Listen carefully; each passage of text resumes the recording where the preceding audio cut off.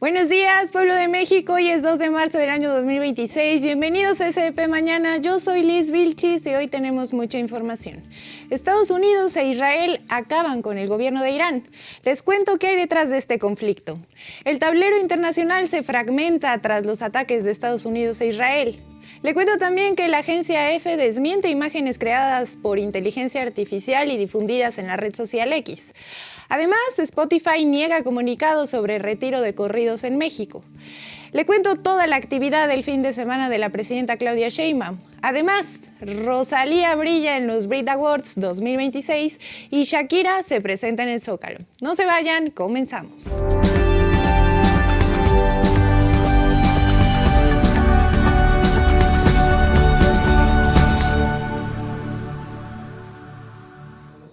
Arrancamos hoy lunes con la guerra de Estados Unidos e Israel contra Irán.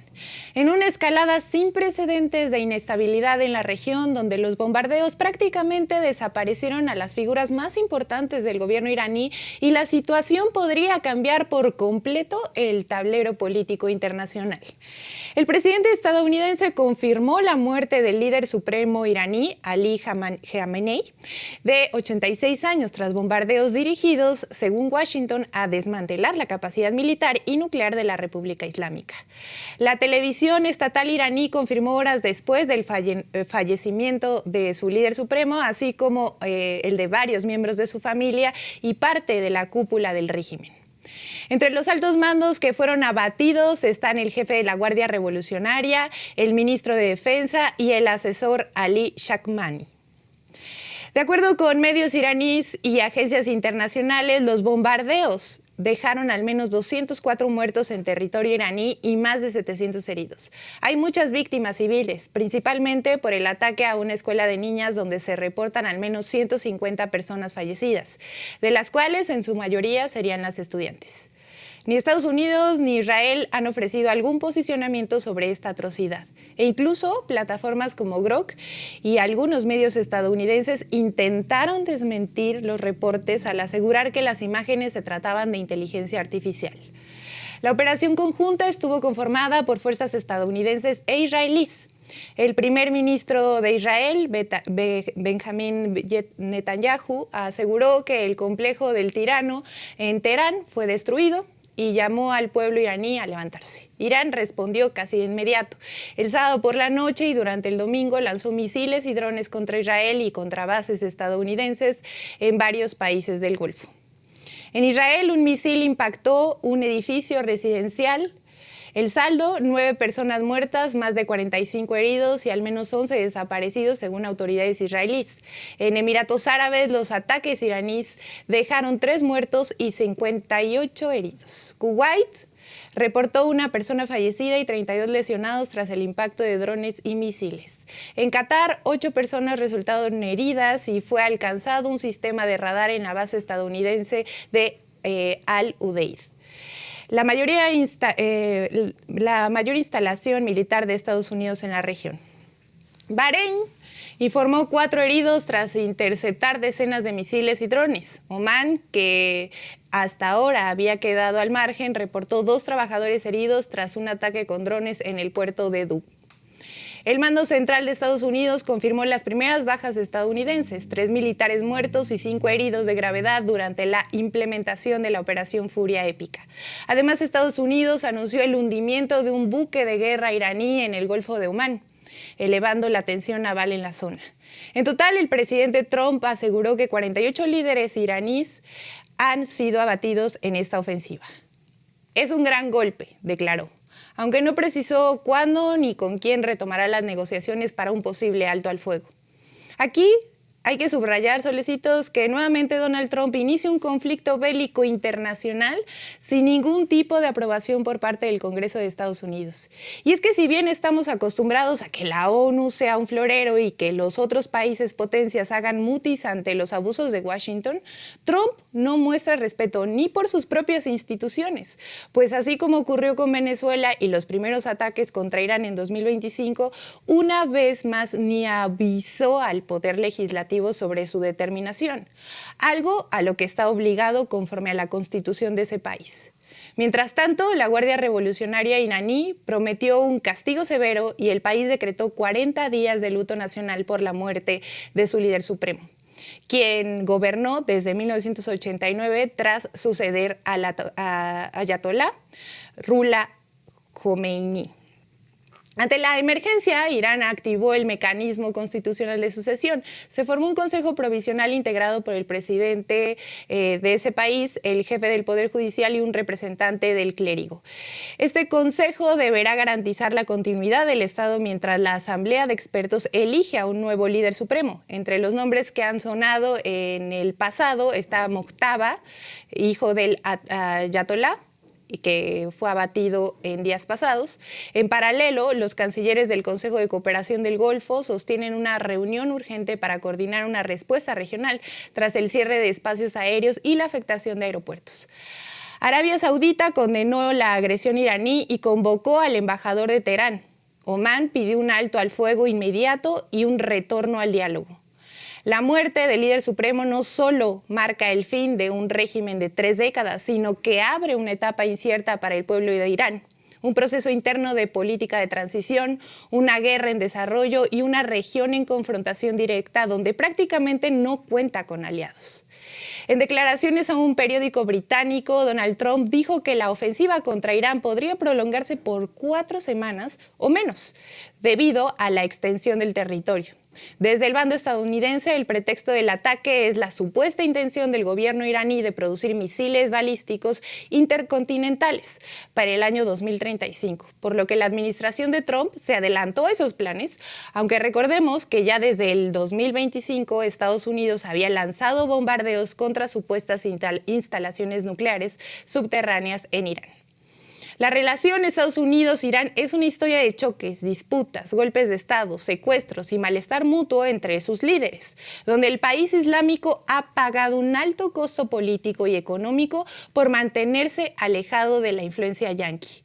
Pero ese modelo de gobierno también ha desembocado en un régimen absolutista y represor sin ningún tipo de transparencia o rendición de cuentas, donde, por ejemplo, aún no hay información oficial sobre el número de manifestantes muertos por las protestas que se registraron entre diciembre y enero pasado, aunque estimaciones internacionales reportan que el número de víctimas podría ser de entre 30 a 40,000 muertos. Y de última hora, en la conferencia mañanera de este lunes, la presidenta Claudia Sheinbaum criticó a la ONU por dejar de cumplir con sus funciones de mediación al permitir que los países con mayor potencia militar se sigan imponiendo por la fuerza en sus diferencias con otras naciones. Además, aclaró que no se trata de estar a favor o en contra de un régimen, pues al final es la población civil la que paga el costo de la guerra. La presidenta condenó el bombardeo, el terrible esta cosa muy dolorosa que pasó en la escuela de las niñas y reiteró su llamado a la solución pacífica de los conflictos. Vamos a escuchar a la presidenta. Pues la ONU dejó de cumplir su labor, la verdad. O sea, se imponen los países con mayor fuerza militar. Y eso pues no puede ser. Después de la Segunda Guerra Mundial, pues el objetivo era garantizar un espacio en donde cada nación tuviera la misma representación. Ha habido problemas desde entonces, pero hoy pues estamos viviendo una situación en donde la ONU ha perdido cada vez más fuerza. Y no puede ser. Tiene que recuperarse el papel pues de la política diplomática multilateral. Y es pues triste. Irán, solecitos, es un país de Medio Oriente que desde 1979 funciona como una república islámica. Ese año fue la revolución islámica que derrocó al entonces Shah para cambiar por completo el sistema político. A partir de ese momento, Irán adoptó una constitución que mezcla elementos de una república como elecciones con un fuerte control religioso. ¿Eso qué quiere decir? Pues que en Irán las personas sí votan para elegir a su presidente y legisladores. El presidente encabeza el gobierno y se encarga de la administración diaria del país, mientras que el parlamento discute y aprueba leyes. Sin embargo, esas autoridades no tienen el poder máximo, ya que existe una figura por encima de ellas, el líder supremo, quien toma las decisiones más importantes del país y vigila a estos puestos de poder. El líder supremo es la máxima autoridad política y religiosa. Tiene el control de las Fuerzas Armadas, influye en el Poder Judicial y define los temas clave de política exterior y seguridad. Además, nombra a parte de los integrantes del Consejo de Guardianes, un organismo que revisa las leyes aprobadas por el Parlamento y decide qué candidatos pueden participar en las elecciones. Desde 1989, ese cargo fue ocupado por el ayatolá Ali Khamenei, quien se convirtió en una de las figuras más poderosas de Medio Oriente. Este personaje, fallecido durante los bombardeos del sábado pasado, se mantuvo en el poder durante 3 décadas, con un papel central en las decisiones internas y en la relación de Irán con el resto del mundo. Durante su liderazgo, Irán enfrentó sanciones económicas, tensiones con Estados Unidos y negociaciones internacionales por su programa nuclear. También fortaleció su presencia en la región a través de alianzas políticas y militares, lo que lo convirtió en un actor clave. Khamenei transformó de manera drástica la República Islámica desde que tomó las riendas. Era una figura más o menos gris, con credenciales religiosas débiles y un talante menos dinámico. Amplió la clase clerical chií y convirtió a la Guardia Revolucionaria Paramilitar en el organismo más importante que sostenía su poder. Tras su muerte, ya comenzó el proceso de sucesión. Primero, Irán formó un consejo para asumir las funciones de liderazgo y gobernar el país, integrado por el presidente en funciones, el jefe del Poder Judicial y un miembro del Consejo de Guardianes. Aunque este consejo gobernará de manera interina, un panel de 88 miembros llamado la Asamblea de Expertos debe, lo antes posible, elegir a un nuevo líder supremo conforme a la ley iraní. Hay que recordar que previo a la Revolución Islámica de 1979, Estados Unidos, a través de la CIA, orquestó un golpe de Estado en Irán para derrocar al primer ministro Mohammad Mossadegh y restablecer la monarquía del Shah Reza. Esto por temor a supuestas influencias soviéticas en ese país en el marco de la Guerra Fría entre Estados Unidos y la Unión Soviética. Ya con el derrocamiento del Shah y el nuevo orden islamita, ambos países protagonizaron la llamada crisis de los rehenes, donde funcionarios estadounidenses fueron mantenidos en cautiverio por 444 días entre noviembre de 1979 y enero de 1981, cuando se concretó la liberación en el primer día del gobierno de Ronald Reagan. No hace mucho, en 2012 y 2013, Donald Trump criticaba abiertamente al entonces presidente estadounidense Barack Obama por sus amagos de un ataque contra Irán ante su supuesta falta de capacidad para acciones de negociación. Hoy, 14 años después, el líder de la Junta de la Paz y poseedor del Premio Nobel de la Paz 2025 porque se lo regaló María Corina Machado, vuelve a dejar en claro que su compromiso es con la guerra y con las injerencias que no respetan el marco legal internacional, que cuando se trata de ellos, el resto del mundo solo debe observar, justificar y, si se puede, aplaudir. Eso sin tomar en cuenta que no respeta ni a las autoridades de su propio país, pues el Congreso estadounidense fue ignorado por completo en un proceso donde por la Constitución tenía que autorizar cualquier tipo de intervención en otra nación. Pero como ya sabemos, Trump disfraza sus mañas absolutistas con premisas sin sustento sobre la seguridad nacional. Le voy a contar más. Fíjese que el escenario internacional vive horas complicadas luego de la operación militar lanzada este 28 de febrero por Estados Unidos e Irán contra Israel contra Irán. Estados Unidos e Israel contra Irán. Lejos de dibujar una línea clara entre aliados y adversarios, las reacciones en el mundo reflejan posiciones prudentes o de reserva en su mayoría. En Europa, pocos gobiernos occidentales han calificado abiertamente la operación como contraria al derecho internacional. Muchas naciones se pronunciaron por gestionar el conflicto por vías diplomáticas y jurídicas. Finlandia, por ejemplo, fue uno de los países en señalar a Washington. Dijo que actúa al margen del marco jurídico tradicional. Noruega también adoptó una postura jurídica más estructurada al advertir que un ataque preventivo solo es legal si existe una amenaza inminente, condición que considera no acreditada en este caso. Su señalamiento remite directamente al artículo 51 de la Carta de las Naciones Unidas que regula la legítima defensa. En la misma línea, el presidente francés Emmanuel Macron decidió convocar al Consejo de Seguridad de la ONU con la intención de devolver a Naciones Unidas un papel central en la gestión de la crisis, en contraste con actos de otros países que han insinuado el apoyo al ataque.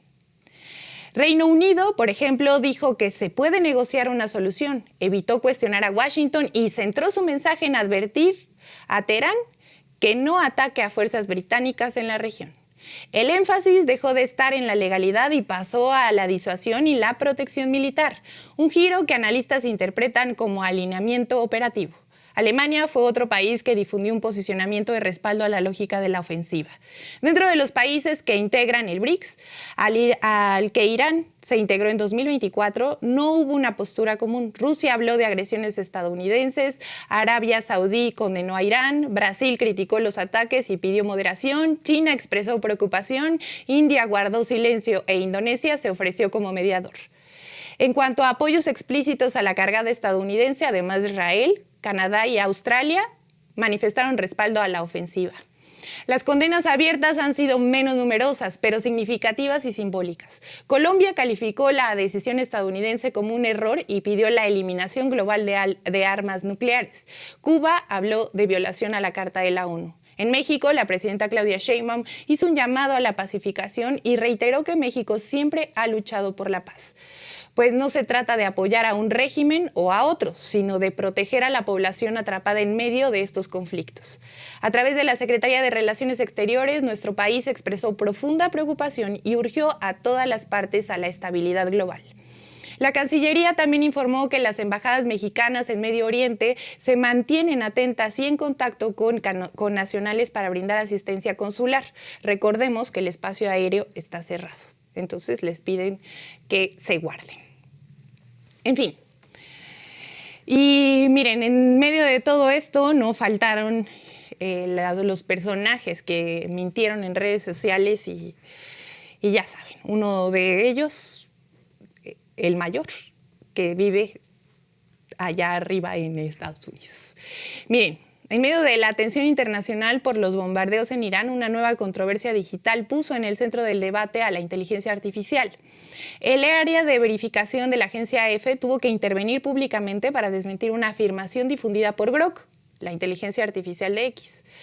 Miren, de esta red social se la compró Elon Musk y ahora hace lo que quiere y trata de generar narrativas que van en contra, digamos, hasta de los derechos humanos. La polémica surgió luego de que Grok pusiera en duda la autenticidad de las imágenes que documentan el ataque contra una escuela de niñas en Minab, Irán, donde murieron al menos 150 personas. Muchas de ellas fueron alumnas, tras los bombardeos atribuidos a Estados Unidos a Israel. Según la versión que se viralizó en redes, la inteligencia artificial sostenía que las fotografías no correspondían a ese hecho reciente, sino a uno ocurrido en Kabul en 2021. Ante la difusión masiva de esa afirmación, el equipo de EFE y otros medios de información alrededor del mundo realizaron un proceso detallado de comprobación.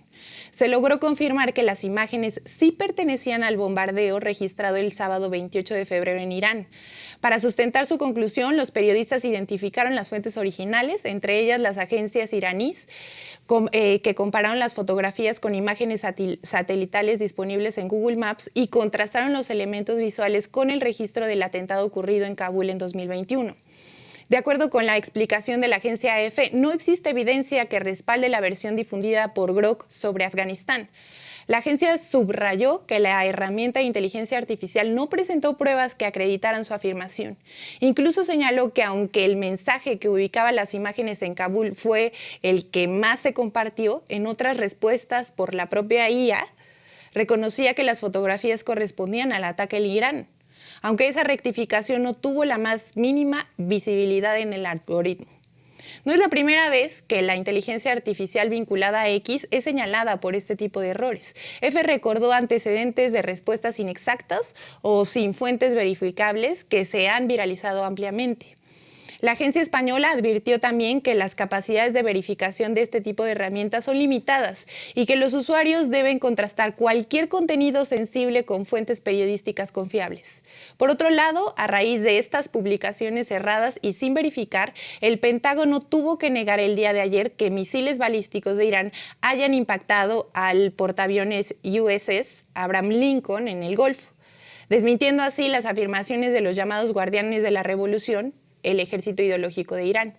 Estos episodios reabren el debate sobre el papel de la inteligencia artificial en la circulación de información y en la incontrolable viralidad de noticias cruzadas, especialmente en contextos de conflicto, donde la precisión de los datos puede marcar la diferencia entre la verdad y la desinformación.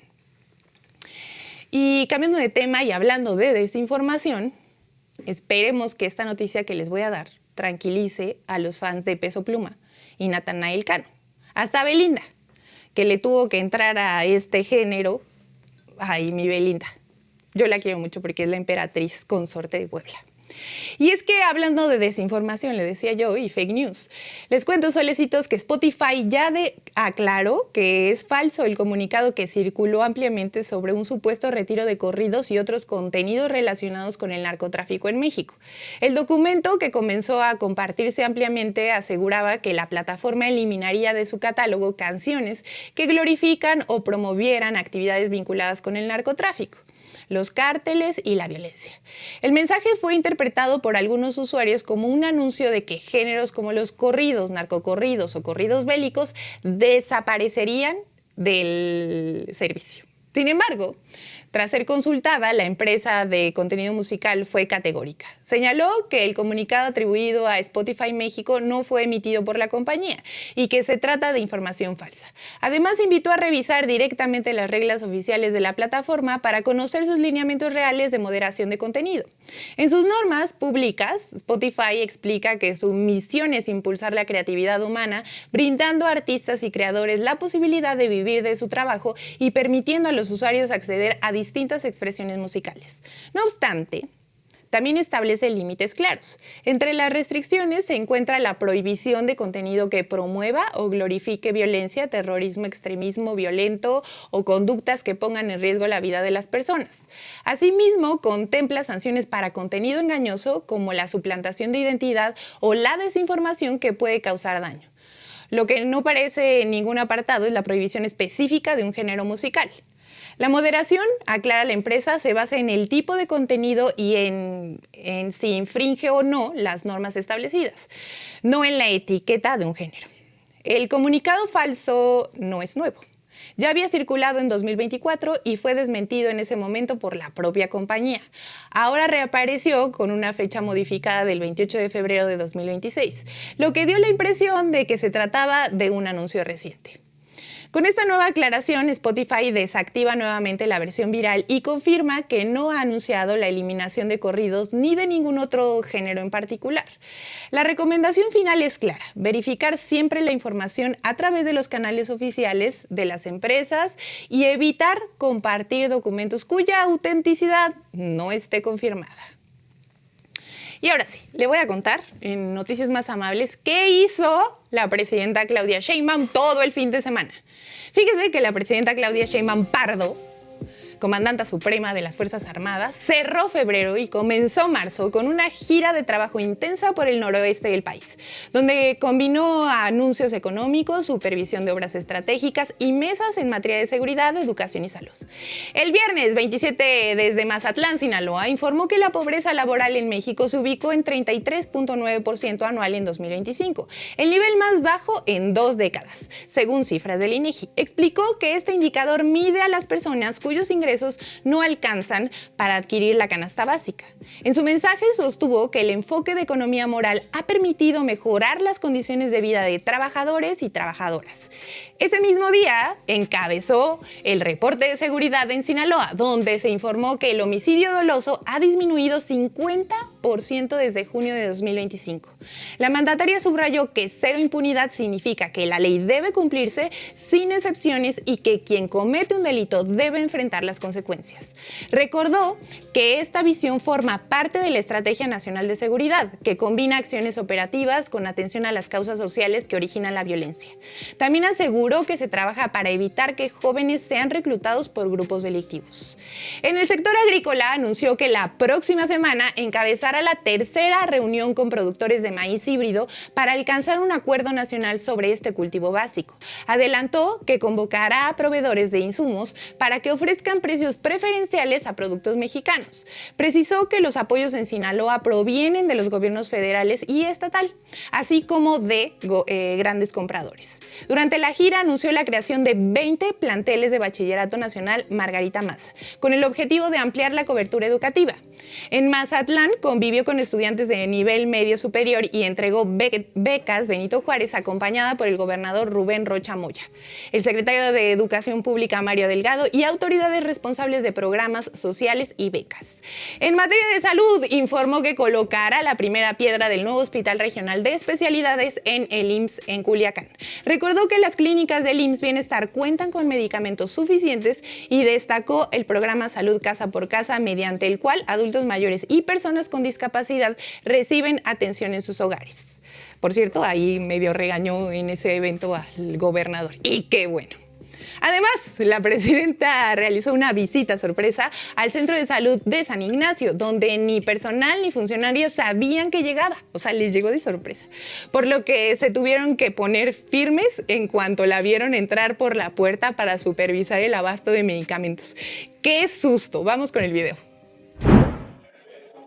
¿Cómo estás? Mira. Muy bien, presidenta, bienvenida. Aquí no sabían que iba a venir, ¿verdad? No sabíamos. Íbamos a una asamblea Nos da aquí mucho gusto su visita.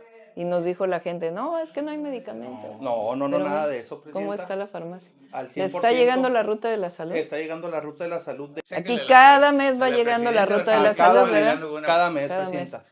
Tenemos un abasto del 100%. Cada mes les llega medicamentos en un cuadro que se planteó con los mejores expertos de cuáles son los medicamentos que se necesitan. Aquí les damos su metformina, su glibenclamida, su losartán, telmisartán, lo que ocupen. Y hasta con un apapacho también se va. Trato digno. Trato digno, exactamente. Cero rechazo, así. Que todos los de San Ignacio sepan que pueden venir aquí al centro de salud. Claro que sí. Todavía nos falta que vengan un médico y una enfermera, ¿verdad? Sí, ya los tenemos vistos, ya estamos. Además, la presidenta señaló que las rutas de la salud permiten distribuir medicinas en todo el país dentro del modelo IMSS Bienestar, que en Sinaloa garantiza atención universal gratuita. Ya para el sábado 28, en la recta final de la gira, envió un mensaje en materia de cooperación bilateral. Señaló que frente a Estados Unidos hay principios que no se negocian y afirmó que si se exige a México frenar el tráfico de drogas, también debe detenerse el flujo de armas hacia territorio mexicano. En Culiacán reiteró que Sinaloa no está solo y que el gobierno federal, el gabinete y las Fuerzas Armadas respaldan la entidad. Destacó el carácter trabajador del Estado, su vocación agrícola y turística y llamó a la unidad para superar los desafíos. En infraestructura hidráulica supervisó el revestimiento del Canal Rosales en el distrito de riego 010 Culiacán-Humaya, como parte del Programa Nacional de Tecnificación de la Conagua. La obra busca mejorar la eficiencia en el uso del agua para el campo sinaloense. El domingo 1 de marzo inició actividades en Baja California Sur. En La Paz revisó el avance de la presa El Novillo, que abastecerá de agua a la capital del estado. Informó que además de la presa se construyen un acueducto, una planta potabilizadora y macro tanques para garantizar el suministro. A lo largo del fin de semana estuvo acompañado acompañada por autoridades federales y estatales, entre ellos gobernadores, titulares de Conagua y responsables de programas sociales. Así, entre cifras económicas, compromisos en seguridad, proyectos educativos y obras de infraestructura, la presidenta Claudia Sheinbaum desarrolló una agenda que buscó combinar resultados concretos con mensajes políticos claros: combate a la pobreza laboral, aplicación estricta de la ley, impulso al campo y fortalecimiento de la educación pública y garantía del derecho a la salud y al agua. Ahora sí, Solecito, véngase para acá, por favor. Hola. Hola. Hola, hola. ¿Cómo estás? Muy bien. Yo tengo mucho calor. ¿Sí? Sí, tengo mucho calor. Ya se viene el calorcito, ¿eh? Sí, ya se viene el calorcito. A ver si me prendes el aire acondicionado. O sea, Eso no, está no difícil, se puede. Todo Me vas a... está Ve, ¿no? sí, ve. Ajá. O sea, te digo, Ahí está. ¿tú me quieres matar? No, presentador Solecito, ¿eh? ¿Cuál es la canción del día? Canción del día, Instant Crush, de Daft Punk. Instant Crush de Daft Punk. Punk. Es una de mis canciones favoritas, fíjate. También a mí. Y mañana se viene The Strokes. Mañana seguirá The Strokes. Bueno, Instant Crush de Daft Punk, una de mis canciones favoritas. ¿Y qué le cuento? La catalana Rosalía, póngamela por favor.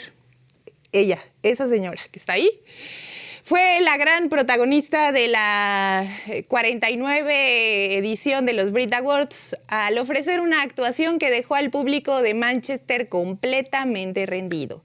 En el escenario presentó por primera vez en directo Bergán, el primer sencillo de su álbum Lux, con un remix que ya es la sensación en todo el planeta. La puesta en escena arrancó con Rosalía vestida de blanco, acompañada por una orquesta y dentro de un habitáculo. ¿Qué se le ofrece, Solecito? Muy bien, qué bueno. Qué bueno que pasó. En un habitáculo cuadrado en el centro del escenario, le decía yo antes de que quiere arruinar mi carrera el Solecito. Miren, comenzó cantando en alemán, con un tono casi operístico, para después pasar al español en una interpretación cargada de dramatismo. Pero el momento que terminó de encender la noche fue la aparición sorpresa de Björk para cantar su parte del tema. La islandesa no tenía una presentación musical en vivo desde el cierre de su gira en 2023. Yo aquí me voy a detener un poco, porque yo quiero decir que Björk marcó una etapa en mi vida, una muy oscura, si me lo preguntan.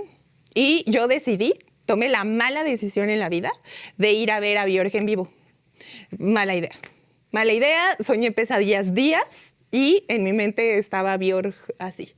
Yo sé, a lo mejor soy de mente débil, pero sigue en mi mente junto con The Mars Volta. Son dos de los artistas que me encantan, pero no puedo escuchar. Y también los Deftones. Se lo dejo ahí. Así es como entran a tu mente este tipo de artistas que son, o sea, prodigiosos. A partir de ahí, de que entró Björk al escenario, se convirtió en una auténtica pista inspirada en el club mítico berlinés Bergán, con bailarines, movimientos espasmódicos y una potente base electrónica. Rosalía armó su propio rave y todos fuimos testigos.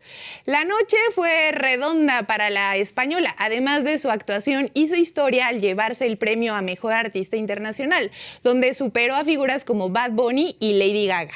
La gala también contó con otras actuaciones destacadas como el regreso de Harry Styles, que fue meme mundial, y el emotivo homenaje de Robbie Williams a Ozzy Osbourne. Los Brit Awards son algo así como los Grammys, pero cool. En 2011, otra presentación espectacular marcó el inicio de una etapa de una entonces artista emergente. A lo mejor le suena algo a Adele, que nos entregó un momentazo con Someone Like You. El mundo ya vio el poder de la Rosalía para este 2026 y ahora solo nos queda esperar sus conciertos en México para entrar de lleno a su mundo. La gira mundial arranca el próximo 16 de marzo en Francia. ¿Alguien va a ir a ver a Rosalía? No les gusta Rosalía. Y voy a hablar de otra diva del pop. Pónganmelo, por favor. Ahí está. ¿Cantaste el Waka Waka? Sí. Muy bien. ¿Alguien fue al Zócalo? Nadie. Brenda fue al Zócalo. Brenda, ¿qué tal te fue? Que nos diga. Bien. No me dijo nada. Tal vez no la pasó tan bien. Se rió. Nada. Shakira hizo historia, o eso dicen, ante más de 400,000 personas con su concierto en el Zócalo del Centro Histórico de la Ciudad de México. El Zócalo de la Ciudad de México es el epicentro de la transformación, si me lo preguntan. La colombiana cerró su gira Las Mujeres Ya No Lloran este 1 de marzo de 2026 en la Plaza de la Constitución con un espectáculo lleno de energía y emoción. Por fin. No lo voy a decir. A mí me encanta Shakira, pero por fin va a acabar este cúmulo de videos en TikTok y en todas las redes sociales de todos los conciertos que dio. Ya, qué bueno que se va a ir a su casa a descansar. Pero antes dio su bonito concierto en el Zócalo. Lo más impresionante no fue el show, sino la multitud que se reunió ahí. Según cifras oficiales del gobierno de la Ciudad de México, más de 400,000 personas asistieron al concierto, convirtiéndose en el evento con mayor asistencia registrada en la historia del Zócalo. Con esa cifra, Shakira superó los números de los fabulosos Cadillacs, que en 2023 concentraron a 300,000 personas. La euforia empezó mucho antes de que saliera al escenario. Miles de fans llegaron incluso días antes, algunos acampando en calles como 20 de noviembre o Pino Suárez para asegurar un buen lugar. Desde temprano, el Zócalo y sus calles aledañas comenzaron a llenarse con música, pancartas y muchas ganas de cantar todos juntos. En el concierto, Shakira repasó muchos de sus grandes éxitos, desde clásicos como Hips Don't Lie hasta temas más recientes de su gira, y la primera vez de la interpretación en vivo de Algo Tú, con un señor horrendo, funable, o sea, que se llama Belé, que creo que también es colombiano y es un deudor alimenticio horrendo, violentador. Bueno, no sé por qué se animó a hacer un dueto con él, pero es un ser humano detestable. Este espectáculo no solo fue un regalo para sus seguidores, también fue un gesto de agradecimiento al público mexicano, que ha acompañado a la cantante de hace décadas. Shakira misma lo describió como una historia de amor incomparable. La cuenta oficial de YouTube transmitió cerca de media hora el concierto, pero después el video desapareció. Así que muchos se quedaron con las ganas de ver este espectáculo histórico.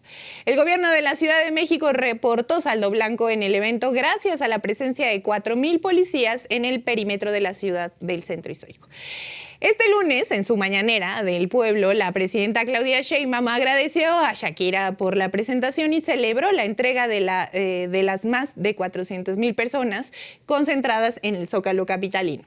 Sheinbaum destacó que de esto se trata México, de miles de personas concentradas en paz absoluta para disfrutar del concierto de una artista legendaria. Además, la presidenta celebró la magia de los conciertos gratuitos en el Zócalo, pues en el boleto para Shakira, en la primera fila o en la zona VIP puede rondar los 15,000 pesos. Yo no sé, eso dijeron en la conferencia, pero no sé si cuestan tan caros como 15,000 pesos. Ahí vemos, ¿no?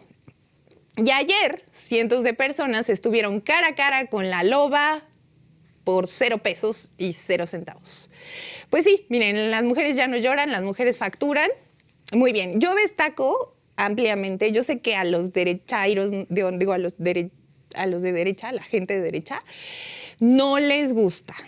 No les gustan los conciertos gratis, dicen que es mucho dinero y que no sé qué. Yo creo que ellos están acostumbrados a hacer violencia económica a la gente que no tiene los recursos para ir a un concierto.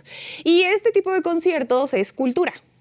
La gente tiene derecho al esparcimiento, al ocio y a divertirse. Y esto es una muestra de que el gobierno, tanto de la Ciudad de México como algunos empresarios, entiendo que fue Ocesa, están comprometidos para que la gente disfrute este tipo de eventos. En fin, esto fue todo por el día de hoy, solecitos. Los veo yo mañana, pero no olviden suscribirse, comentar y compartir este video con todos sus amigos y toda su familia. No olviden ser felices y libres. Yo los veo mañana con el corazón por delante. Adiós.